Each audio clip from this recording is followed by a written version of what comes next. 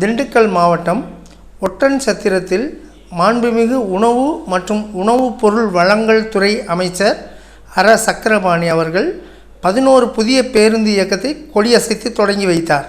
தமிழக முதலமைச்சரின் ஆணைப்படி மாண்புமிகு உணவு மற்றும் உணவுப் பொருள் வழங்கல் துறை அமைச்சர் அர சக்கரபாணி ஒட்டன்சத்திரம் பேருந்து நிலையத்தில் நடைபெற்ற நிகழ்ச்சியில் 11 புதிய பேருந்துகளை கொடியசைத்து துவக்கி வைத்தார். மேலும் அவர் அந்த புதிய பேருந்தில் பயணம் செய்தார்.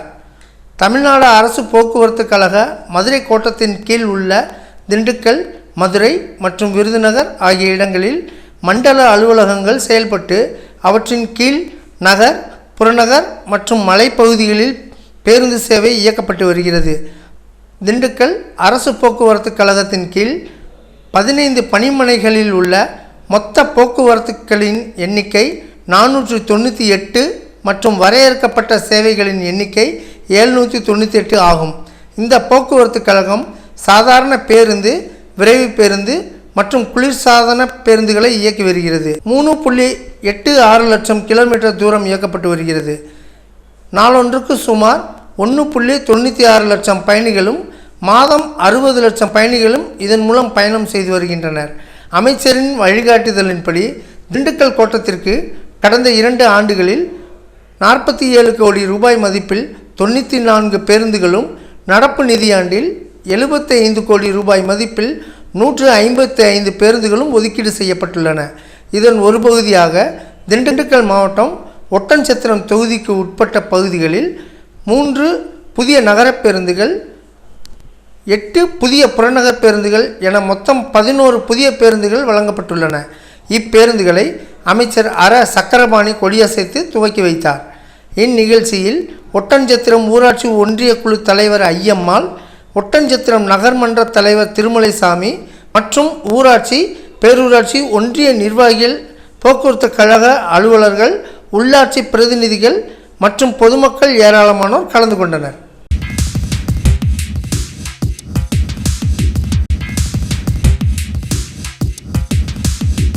திண்டுக்கல் மாவட்டம் மாண்புமிகு உணவு மற்றும் உணவுப் பொருள் வழங்கல் துறை அமைச்சர் திரு சக்கரபாணி அவர்கள் அத்திமரத்து வலசு நியாய விலைக் கடையில் திடீர் ஆய்வு மேற்கொண்டு நியாய விலைக் கடையில் பொருட்கள் விநியோகத்தில் எவ்வித குறைபாடும் இல்லை என்பதை மக்கள் முன்னிலையில் உறுதிப்படுத்தினார்.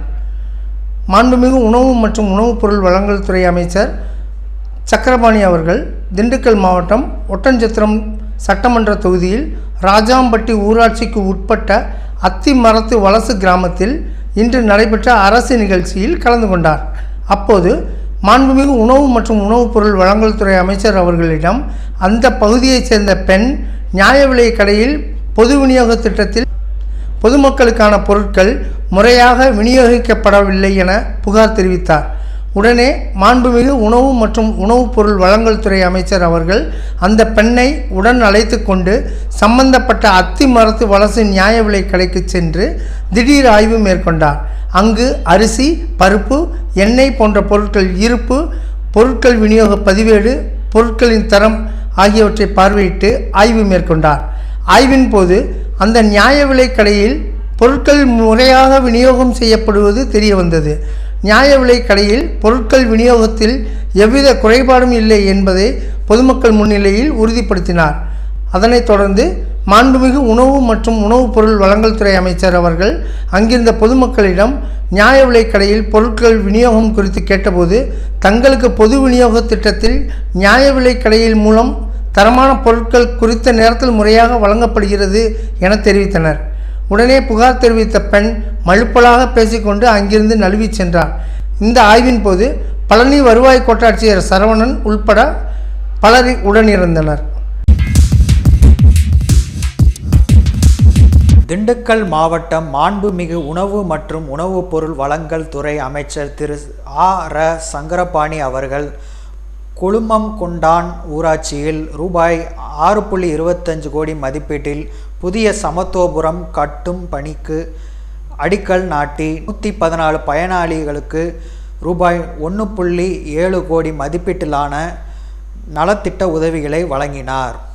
மாண்புமிகு தமிழ்நாடு முதலமைச்சர் அவர்களின் உத்தரவின்படி மாண்புமிகு உணவு மற்றும் உணவுப் பொருள் வழங்கல் துறை அமைச்சர் திரு ஆர் சங்கரபாணி அவர்கள், மாவட்ட ஆட்சித்தலைவர் திருமதி மோனா பூங்கோடி ஆப்பா அவர்கள் தலைமையில் திண்டுக்கல் மாவட்டம் ஒட்டச்சத்திரம் சட்டமன்ற தொகுதிக்குட்பட்ட கொழுமம் கொண்டான் ஊராட்சியில் ரூபாய் 6.25 கோடி மதிப்பீட்டில் புதிய சமத்துவபுரம் கட்டும் பணிக்கு இன்று 23/7/2024 அடிக்கல் நாட்டி 114 பயனாளிகளுக்கு ரூபாய் 1.7 கோடி மதிப்பீட்டிலான நலத்திட்ட உதவிகளை வழங்கினார். இந்நிகழ்ச்சியில் மாண்புமிகு உணவு மற்றும் உணவுப் பொருள் வழங்கல் துறை அமைச்சர் திரு சங்கரபாணி அவர்கள் தெரிவித்ததாவது: மாண்புமிகு தமிழ்நாடு முதலமைச்சர் திரு மு.க. ஸ்டாலின் அவர்கள் பல்வேறு திட்டங்களை அறிவித்து செயல்படுத்தி வருகிறார்கள். இந்தியாவில் எந்த மாநிலத்திலும் அறிவிக்காத பல அறிவிப்புகளை அறிவித்து அத்திட்டங்கள் பலன்கள் அனைத்தையும் கிராமப்புறத்தில் வாழும் கடைக்கோடி மக்களுக்கும் சென்றடைகின்றன வகையில் சிறப்பாக செயல்படுத்தி வருகிறார். ஜாதி வேறுபாடின்றி அனைவரும் ஒன்றுபட்டு சகோதரத்துடன் வாழ வேண்டும் என்பதற்காக அனைத்து சமூகத்தினரும் ஒருங்கிணைந்து வாழ வழிவகை ஏற்படுத்தும் வகையில் முத்தமிழறிஞர் டாக்டர் கலைஞர் அவர்கள் சமத்துவபுரம் திட்டத்தை கொண்டு வந்தார். அதன்படி தமிழகத்தில் 2023-24 ஆண்டில் 8 புதிய சமத்துவபுரங்கள் பெரியார் நினைவு சமத்துவபுரம் திட்டத்தின் கீழ் ரூபாய் 50 கோடி மதிப்பீட்டில் அமைக்கப்பட உள்ளன. அதில் ஒன்று திண்டுக்கல் மாவட்டம் ஒட்டச்சத்திர சட்டமன்ற தொகுதியில் தொப்பம்பட்டி ஊராட்சி ஒன்றியத்திற்குட்பட்ட கொழுமம் கொண்டான் ஊராட்சியில் 10 ஏக்கர் பரப்பளவில் அமைக்கப்பட உள்ளது. இங்கு 100 வீடுகள் கட்டப்பட்ட உள்ளன. ஒவ்வொரு வீடும் 300 சதுர அடி தலா ரூபாய் 6.20 லட்சம் மதிப்பீட்டில் குடிநீர் வசதி, கழிப்பறை வசதியுடன் கட்டப்பட உள்ளன. மேலும் பெரியார் சிலை ரூபாய் 2 லட்சம் மதிப்பீட்டிலும் நுழைவாயில் ரூபாய் 3 லட்சம் மதிப்பீட்டிலும் அமைக்கப்பட்டு உள்ளன.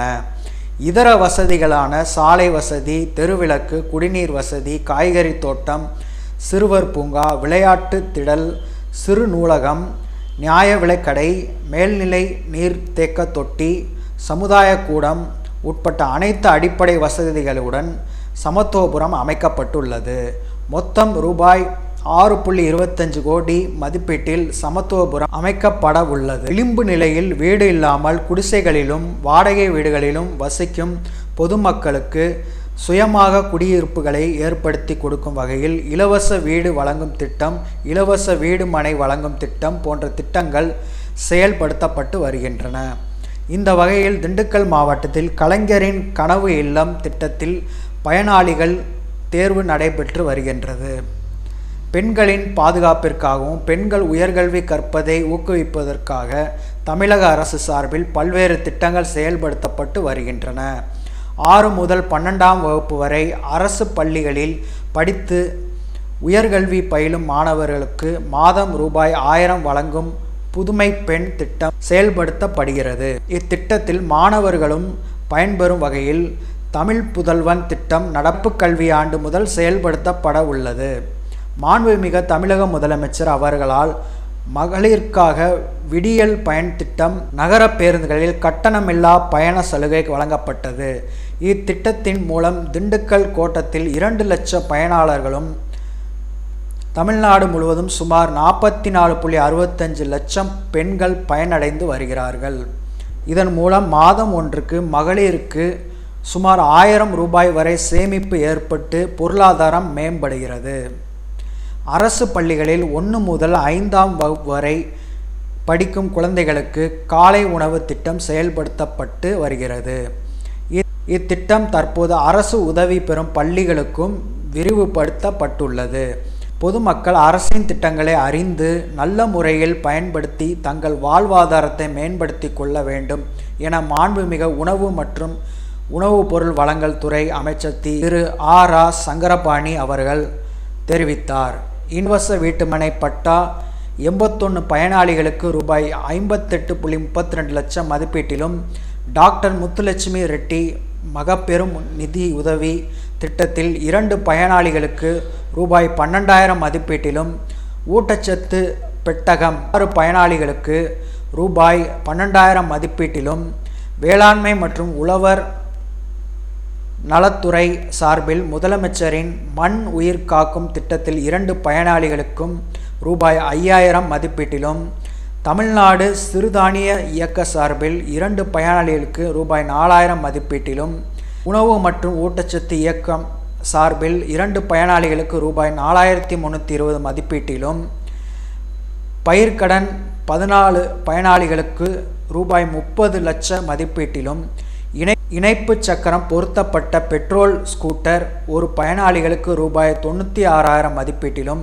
கூட்டுறவு மகளிர் சுய உதவி குழு கடன் 4 பயனாளிகளுக்கு ரூபாய் 18.13 லட்சம் மதிப்பீட்டிலும் என மொத்தம் 114 பயனாளிகளுக்கு ரூபாய் 1.7 கோடி மதிப்பீட்டிலான நலத்திட்ட உதவிகளை வழங்கினார்.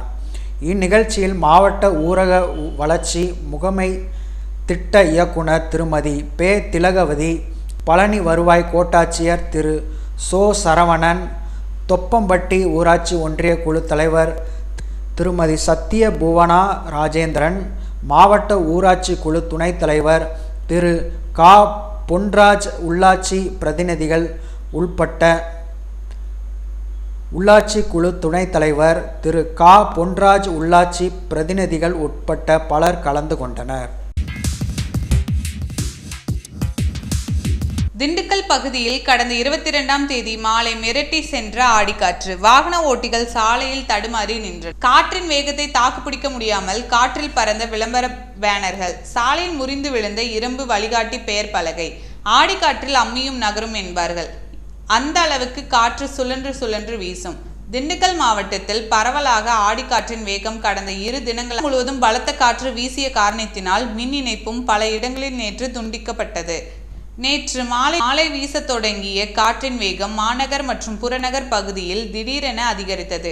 2 சக்கரம் மற்றும் 4 சக்கர வாகன ஓட்டிகள் ஆடி மாத சூறரை காற்றால் சிரமமடைந்தனர். நகர் பகுதிகளில் வைக்கப்பட்டிருந்த பிளக்ஸ் பேனர்கள் காற்றில் கிழிந்து தொங்கியது. திண்டுக்கல்லில் இருந்து பழனி செல்லும் சாலையில் ராமையன்பட்டி அருகே சாலையின் மைய தடுப்பில் வைக்கப்பட்டிருந்த வழிகாட்டி இரும்பு பேனர் பலகை அடியோடு முறிந்து சாலையின் நடுவே விழுந்தது. அந்த நேரத்தில் வாகனங்கள் எதுவும் செல்லாத காரணத்தினால் அதிர்ஷ்டவசமாக உயிர் சேதம் ஏற்படவில்லை. நேற்று மாலை தொடங்கிய சுமார் 1 மணி நேரம் நீடித்த இந்த சூறரை காற்றினால் நகரின் சாலைகளில் குப்பை குவியல் சிதறின. பறக்க சுழன்றடித்த இந்த ஆடி மாத சூறரை காற்று சிறிது நேரம் வாகன ஓட்டிகளையும் நடந்து சென்றவரையும் திணறடித்தது.